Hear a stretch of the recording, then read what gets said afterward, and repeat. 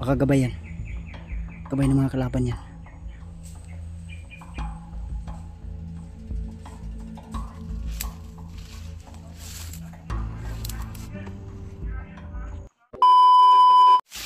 Yun. Kamu tuh kita lagi.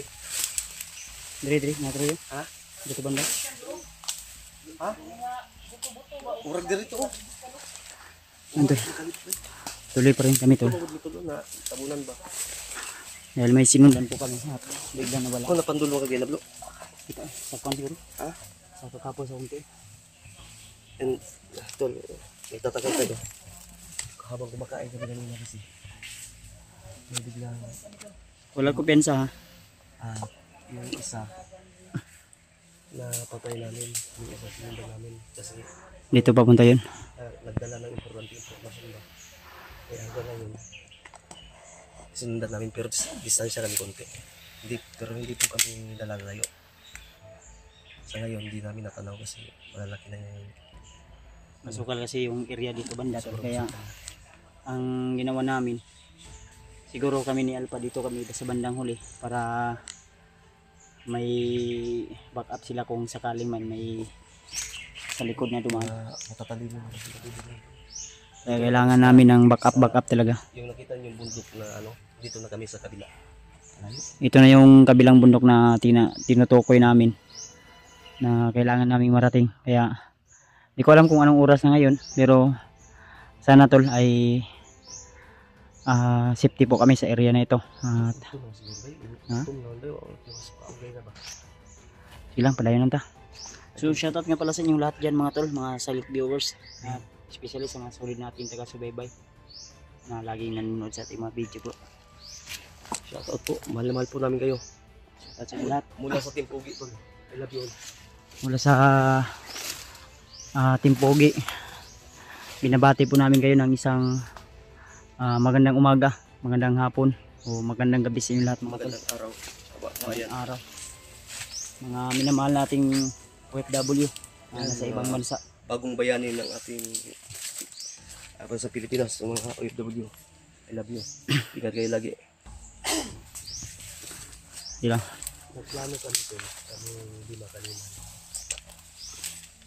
Kung sa ako kayo madaanan sana kung walang emergency nangyari. Maligo sana kami. Pero saka na lang yung ligo. Ugi lang yapon. Okay ka Brad? Okay ka ba? Okay rin. Ang inaalala niya yung kanyang asawa at anak. Dahil may narinig kasi kami kanina tol na ang sinabi ay may plano daw si Commander Bagnot na ipakain sa ahas yung anak ni Bradley. Kaya parang iba yung iniisip ni ni Bradley. Kaya sinabihan namin siya na Kinakabahan, kinukomfort nga namin eh. Kasi nagtulala na siya. hindi pwede na mangyayari yun. Dahil sa tingin ko talaga si Bradley ay parang mahal na mahal na talaga yung kanyang anak. Dahil nakikita ko sa bawat paglapit niya sa anak ko bro, si Juno. Iba talaga. May may talagang Malaga maramdaman yung presensya ng bata. parang talagang marunong talagang mag-alaga ba na Ng bata.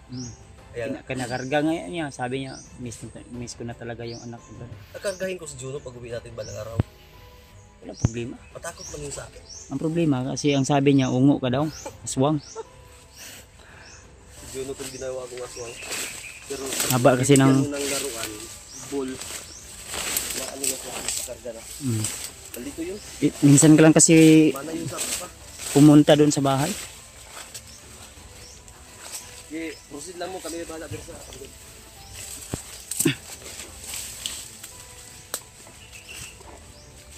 Uy. Ay ko pensa may tao sa unahan. Bro. May parang bandido. Bandido bro. Pensa ha. Alto lang.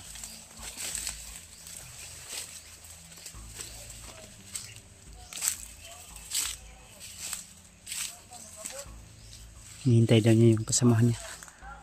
Iba rin siguro to.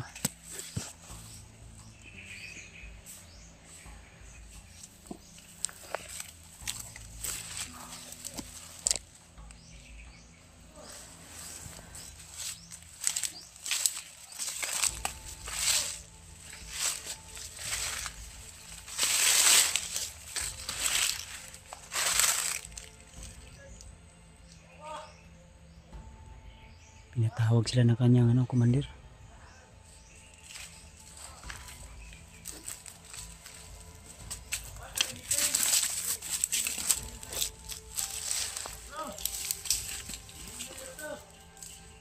Bro. Nag-ipon-ipon daw sila bro. Bro. Pinatawag sila ng kanilang commander. Nag-ipon-ipon sila. May emergency na meeting daw. Ibig sabihin, malapit na tayo. Ha? Malapit na tayo. Hindi ko sure kung saan banda pero Emergency meeting. kung maaari masundan natin to. Yun yung sinundan natin isa kanina. Yung si Kun. Oo. Kani isa lahi ni isa rin. Murag dirikikan to. Dito ni agi daw sa nano. Ato ka na ito parang dito. Basin. Oo, dito. Ayan, mamadali importante. Ayan tol. Yung sinundan namin yung isa pala. Yung isa nandito kanina nakatayo. Yun yung kasama nila tol. May importante meeting na sila na emergency. Emergency meeting na narinig. Tinatawag sila ng kanyang commander. Mag-ipon-ipon daw sila dito lahat. Kasi kung pigatin namin yung kanila yung isa, hindi kami. Alam ko sa bro. Kabila mo dito. Ha?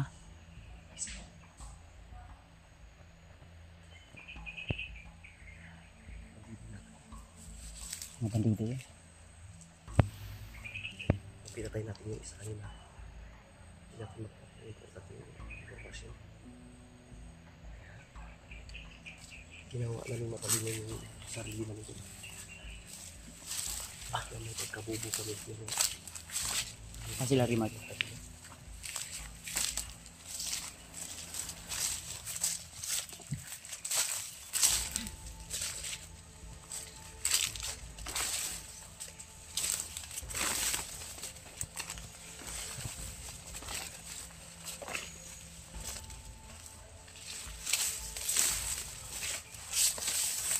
Dito tayo bro. Dito tayo. Ito kami, ikot kami. Talak.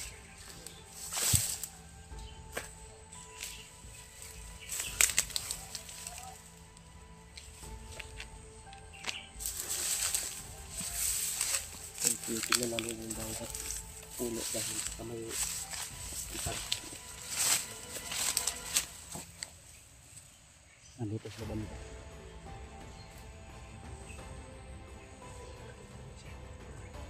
Ancestors namin. Ikot tayo. Kawangin natin sa Taliban. Sigaw sa kabilang bundok.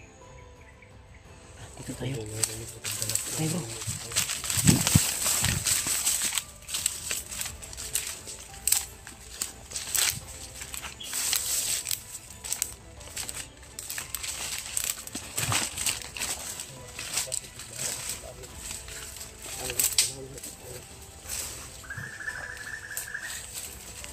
Pensa, baka gabayan. Gabay ng mga kalaban yan. Ha? Baka na to. Kubalan kita. Sige. Susit mo.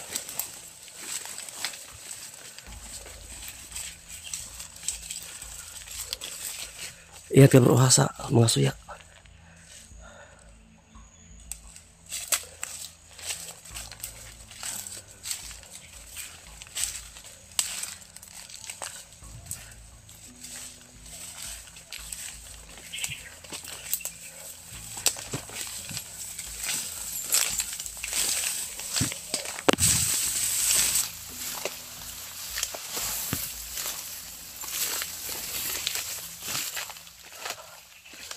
Sige mo. Bobby. Sige.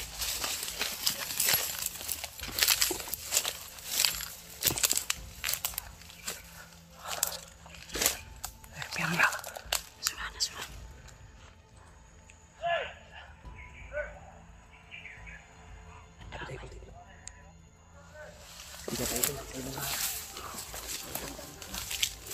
Mga commander to.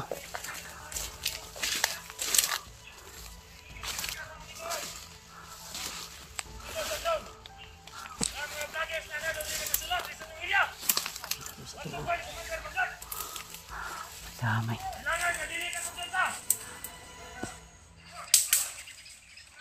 Huwag mong galawin, huwag mong galawin. suyak yun, suyak.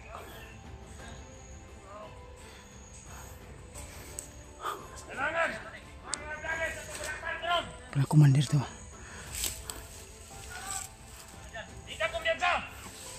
Palang na palang. Speaker na. Ha? Tagapagsalita nila.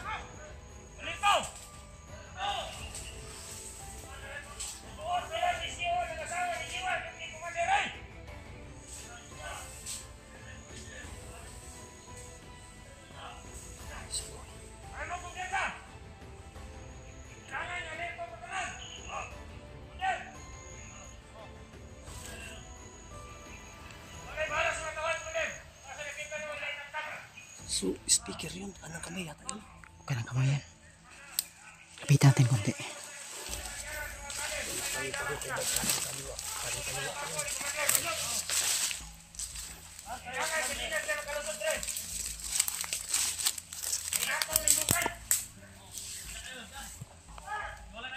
Kanila doon yung buang mo.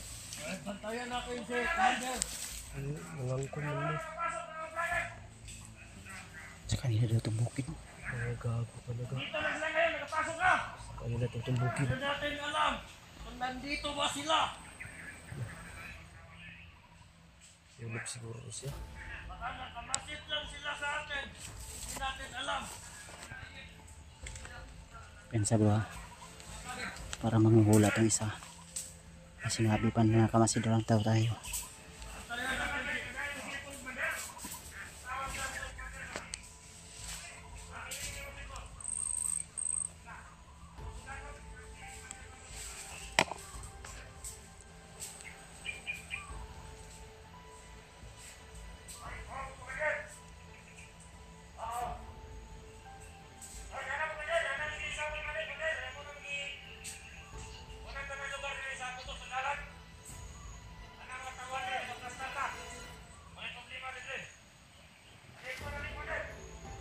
May katawag sa cellphone tol.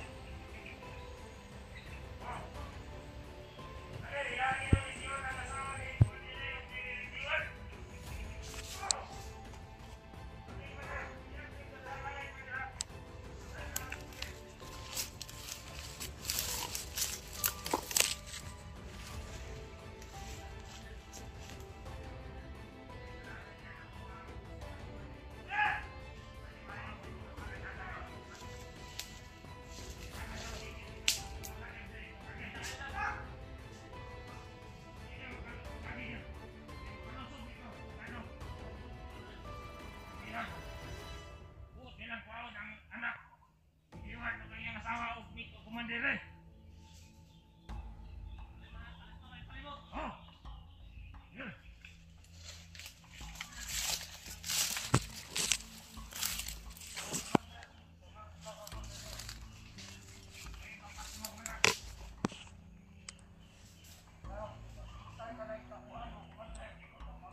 Marami sila tol.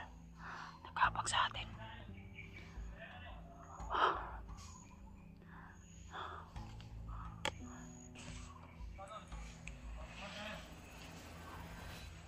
Kumpiyansa. Commander, dito Commander. Ang mga tawahan Commander, minute Commander, itasan kita. Hindi ko alam kung saan banda sila Rimar tol. Ako dito, pantay sirado ako dito tol. Si Alpa nandun banda sa area na yun. Sumusunod sa ibang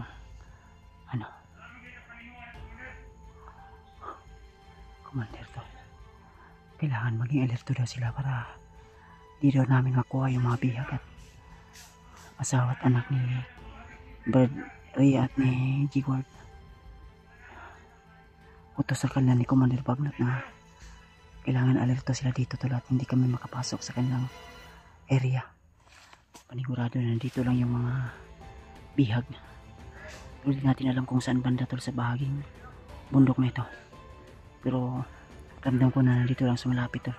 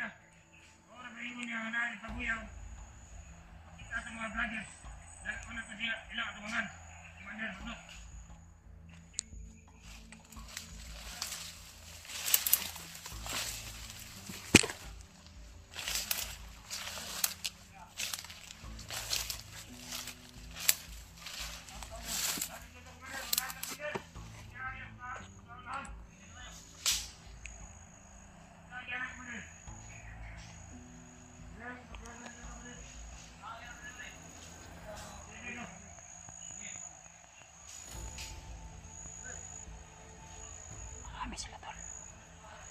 Di pwede na balas-dalas kami tol.